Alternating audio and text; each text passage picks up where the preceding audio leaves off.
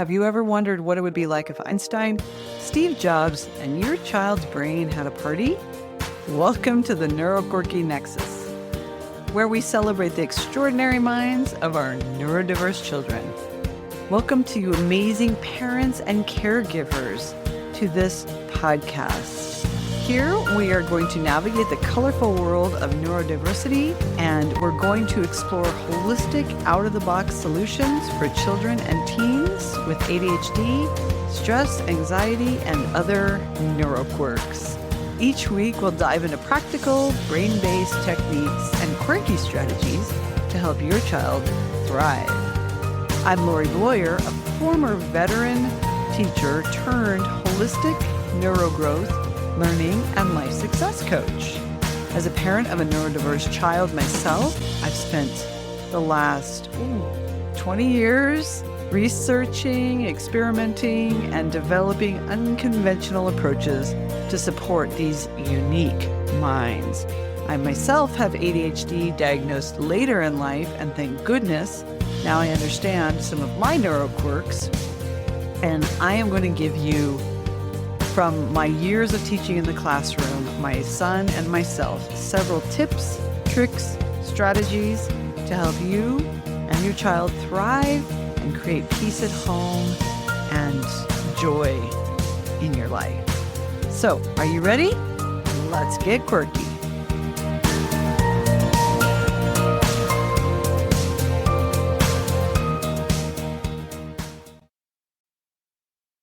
Hello, and welcome back to another episode of the Neuroquirky Nexus. Thank you so much for joining us. As always, I am thrilled to have you here.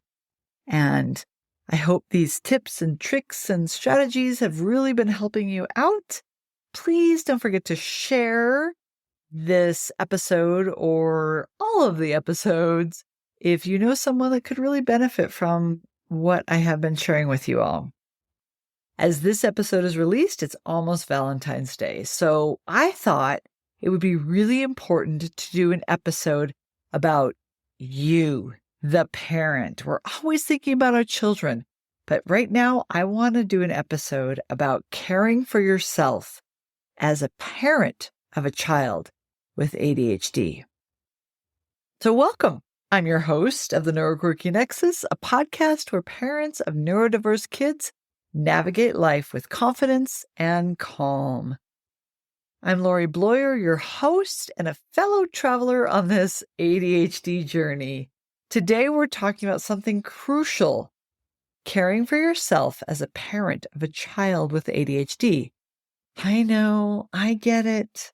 Self-care can feel impossible when you're constantly managing your child's energy, emotions, and executive function. Why self-care matters for parents of kids with ADHD. Raising a child who has ADHD can feel like an Olympic sport, emotionally, mentally, and physically demanding. You're not just a parent, you're a coach, advocate, problem solver, and emotional anchor. That's a lot. And if you're running on empty, your ability to show up for your child is going to suffer. Think of it this way. When you're on an airplane, they tell you to put on your own oxygen mask first before helping others. The same applies here. Your child needs you at your best, but if you're constantly exhausted, overwhelmed, stressed, you are not operating at your full capacity. So let's talk about how to fill your tank. And especially in this time of Valentine's Day and love and care and compassion, I want you to fill your tank. Yeah, self-care, self-care. Okay, so what does that mean? What does self-care mean? I want you to have a mindset shift. Give yourself grace. ADHD parenting is not like typical parenting, and you're not failing just because things look different in your household. Let go of guilt and remind yourself you're doing the best you can with the tools you have. Progress over perfection always. One way to practice Self-compassion is through affirmations. Try repeating phrases like, I am enough. I am a great parent. I am learning and growing every day. And I am capable of seeing the strengths in my child every day. These small mental shifts can help reshape how you view yourself as a parent and how you view your child as well. As you know, I'm a real big proponent of strengths-based parenting. But today is all about you. So set boundaries without the guilt. You do not have to say yes to every request, event, or therapy session. It's okay to say, we're not available for that right now. Protecting your time and energy is an act of love for both you and your child. Set boundaries also means creating realistic expectations with extended family, teachers, and friends.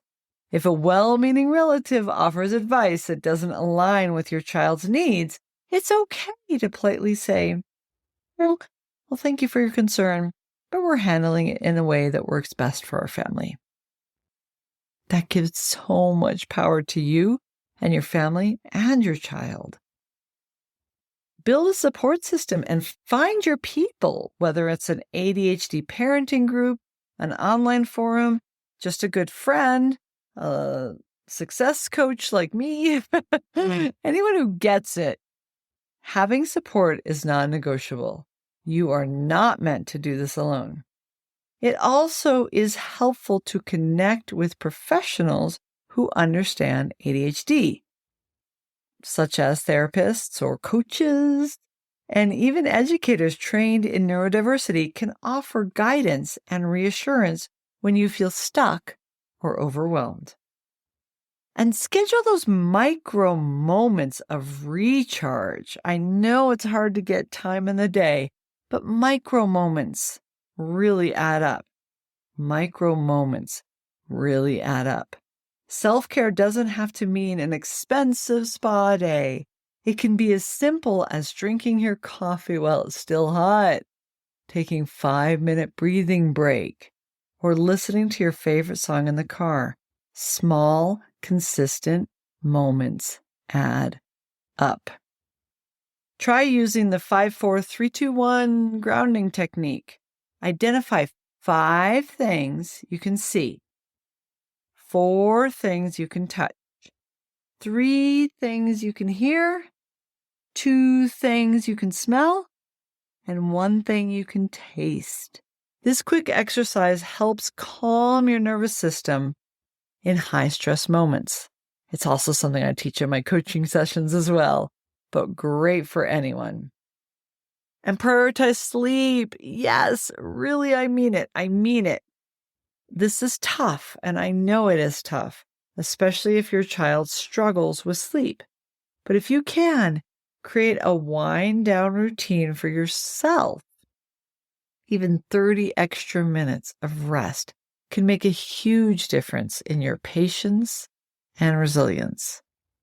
Do some simple sleep hacks, which include dimming lights an hour before bed, avoiding screens 30 minutes before sleep, using calming scents like lavender or chamomile or even chamomile tea, practicing deep breathing or meditation, tapping, working on your vagus nerve.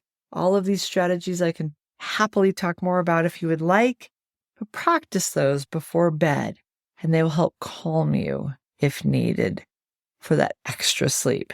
Move your body. Exercise doesn't have to mean hitting the gym for an hour. Dance in your kitchen. Take a walk. Do some stretching. Anything to release some of that built-up stress. If motivation is a struggle, consider habit stacking. Pair a movement with an existing routine. For example, stretch while waiting for your coffee to brew, or do a quick yoga flow before checking emails. And if necessary, seek professional help when needed.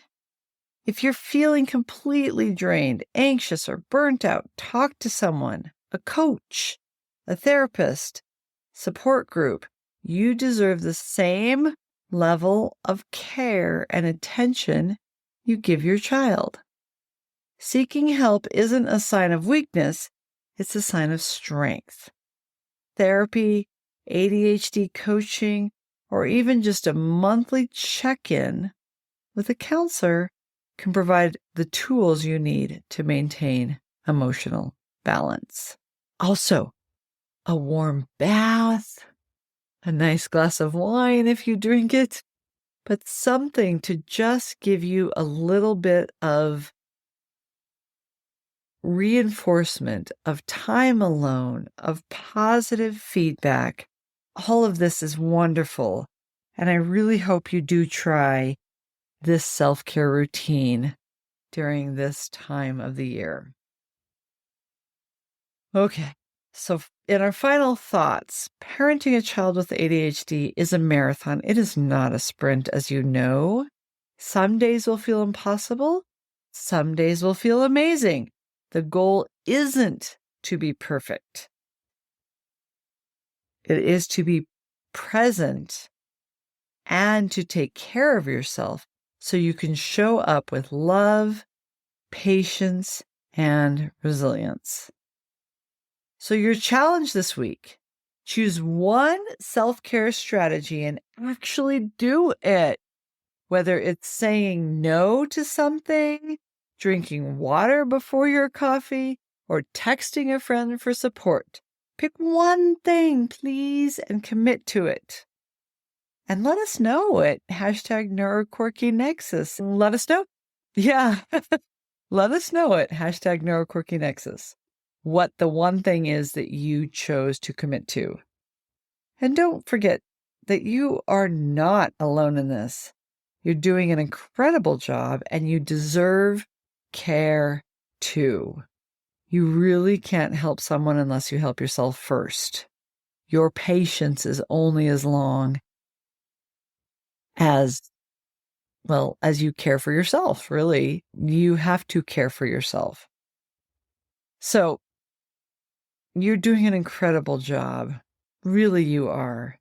And I really want to thank you for spending this time with me in the Neuroquirky Nexus. And as always, if it resonated with you, please share it.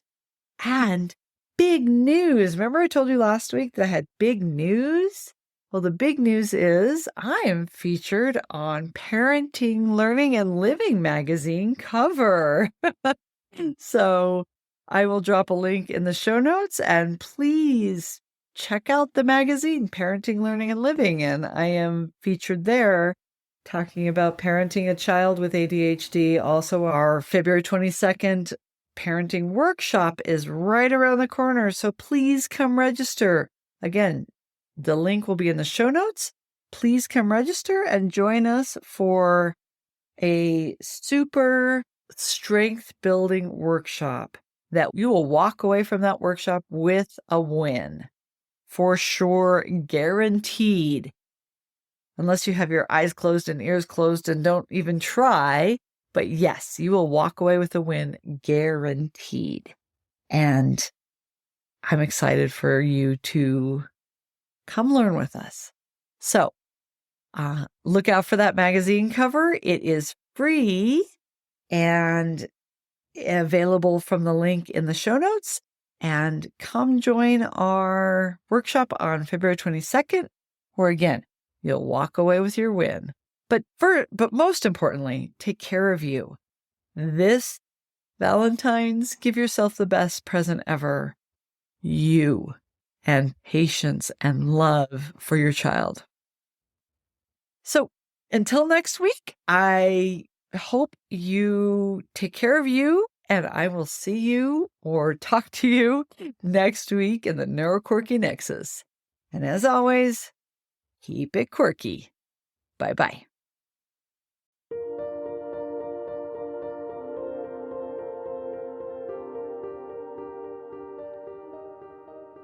Thank you for listening to Quirky Nexus. We are so glad you took the time to join us today. I know time is precious, And we are so glad you're here. I hope you got a lot out of this episode.